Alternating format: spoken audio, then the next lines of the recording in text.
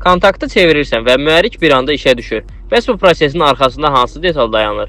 Bugün danışacağımız qəhrəman alışma şamı, yəni sveçadır. Mühərrikin içində yanmanı başladan əsas qığılcım məhz buradan gəlir. Alışma şamı nədir? Alışma şamı benzin mühərriklərində silindrin içində olan hava yanacaq qarışığını yandırmaq üçün qığılcım yaradan detaldır.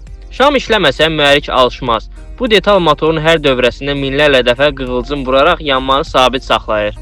Bəs sveça necə işləyir? İş prinsipi çox maraqlıdır.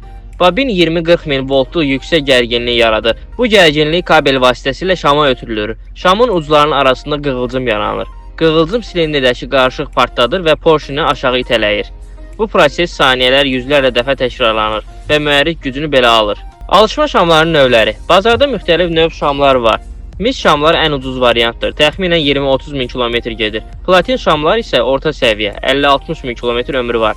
İridium şamlar isə ən keyfiyyətli və uzun ömürlüdür. 80-100 min kilometr rahat işləyir. İridium şamların ucu daha incə olduğuna görə daha güclü və stabil qığılcım verir. Şam sıradan çıxanda əlamətlər. Mühərrik titrəyir, maşın çətin işə düşür, qaz verəndə ləngimə olur, yanacaq sərfiyyatı artır, güc itkisi hiss olunur, boş rejimdə rolanti, yəni sabit qalmır. Bir şam işləməyəndə bütün mühərrik balansdan çıxır. Sveçanı nə vaxt dəyişmək lazımdır? Standart mis şamlar 20-30 min kilometr, platin 50-60 min kilometr, iridium isə 80-100 min kilometr arası dəyişməlidir. Bizdə yanacağın keyfiyyəti tam yaxşı olmadığı üçün şamların tez sıradan çıxması normaldır. Alışma şamları niyə bu qədər vacibdir? Çünki mühərrikdə yanma prosesi tam olaraq bu qığılcımdan başlayır. Qığılcım zəifdirsə, yanma da zəifdir. Yanma zəifdirsə, maşın gücsüz, titrək və çox yandıran olur. Yəni balaca detal, amma mühərrikin ürəyi deməkdir.